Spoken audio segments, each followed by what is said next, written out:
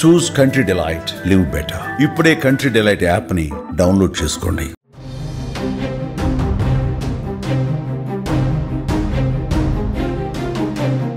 భారత్ వెనక ఉంటే పాకిస్తాన్ లేపి అవతల పడేస్తామన్న బలూచిస్తాన్ అనంత పనిచేసింది.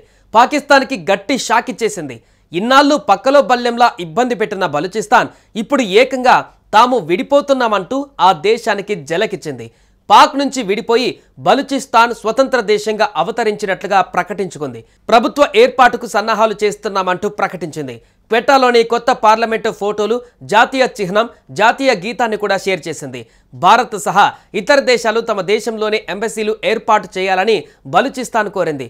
పాకిస్తాన్ నుంచి స్వాతంత్రం కోసం దశాబ్దాలుగా పోరాటం చేస్తున్న బలూచిస్తాన్ ఇప్పటికీ విముక్తి పొందిందని ప్రకటించారు.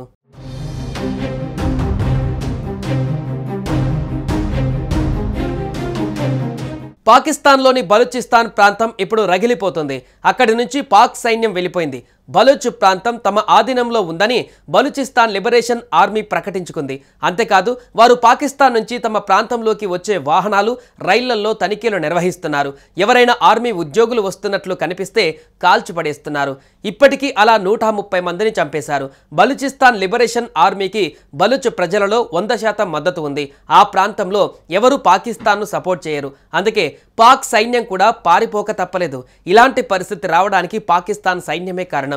దశాబ్దాలుగా బలూచిస్తాన్లో పాకిస్తాన్ సైన్యం అణిచివేతతో పాటు ఘోరాలకు పాల్పడుతోంది. బలూచిస్తాన్ నేతల్ని హత్య చేయడం దగ్గర నుంచి వనరుల్ని దోచుకోవడం వరకు అన్ని పనులు చేస్తూనే ఉంది. దీంతో వారు చావడమో చంపడమో అన్న పాలసీకి వచ్చి విరుచుకుపడుతున్నారు.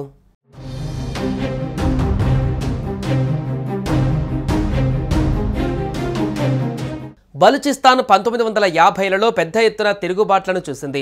ప్రస్తుత బలూచిస్తాన్ 1970లలో ఏర్పడింది. బలూచిస్తాన్ మరో బంగ్లాదేశ్లా మారకూడదనే ఉద్దేశంతో పాకిస్తాన్ సైన్యం కఠినంగా వ్యవహరిస్తోంది. గత కొన్నేళ్లుగా పాకిస్తాన్ ప్రభుత్వానికి వ్యతిరేకంగా 2 పెద్ద తిరుగుబాటు సమూహాలు ఏర్పడ్డాయి. Balochistan liberation army, Balochistan liberation front. ఈ 2 సమూహాలు పాకిస్తాన్కు వ్యతిరేకంగా పోరాడుతున్నాయి. బలూచ్ విముక్తి సైన్యం పాకిస్తాన్ సైన్యం పైన ఆపరేషన్ హీరోని ప్రారంభించింది. గత కొన్ని వారాలలో బలూచిస్తాన్లో 51 ప్రదేశాలలో 71 సమన్వయ దాడుల బాధ్యతను BLA స్వీకరించింది. పాకిస్తాన్ ప్రపంచ ఉగ్రవాదులకు అడ్డదారి అని పేర్కొన్న BLA పాకిస్తాన్ను ఉగ్రవాద దేశంగా గుర్తించాలని అంతర్జాతీయ సమాజాన్ని కోరింది. బలూచిస్తాన్ లిబరేషన్ ఆర్మీ భారత్ మద్దతు గట్టిగా కోరుతోంది. భారత్ మద్దతు ఇస్తుందో లేదో కానీ వారు మాత్రం తమ పోరాటాన్ని ఆపే ఛాన్స్ లేదు. భారత్ ఉమ్మడిగా ఉన్నా కూడా వారి పోరాటం అలా సాగదేమో అనుకోవచ్చేమో. బలూచిస్తాన్ ప్రాంతం సహజ వనరులు ఎక్కువగా ఉండి నిర్లక్ష్యానికి గురైన ప్రాంతం. వారిని అణిచివేసేందుకు పాకిస్తాన్ పాలకులు ఘోరాలకు పాల్పడ్డారు. ఇప్పుడు దాని ఫలితాలు అనుభవించే సమయం వచ్చింది. ఈ క్రమంలోనే నేడు స్వతంత్ర దేశంగా అవతరించినట్లుగా స్వయంగా ప్రకటించుకుంది.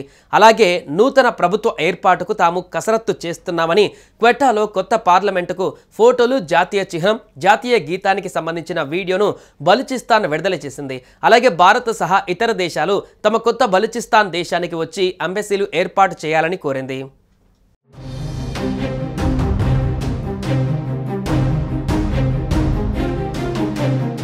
సుమన్ టీవీలో మీ పర్సనల్ అండ్ బిజినెస్ ప్రమోషన్స్ కోసం కింది నెంబర్కి కాంటాక్ట్ చేయండి.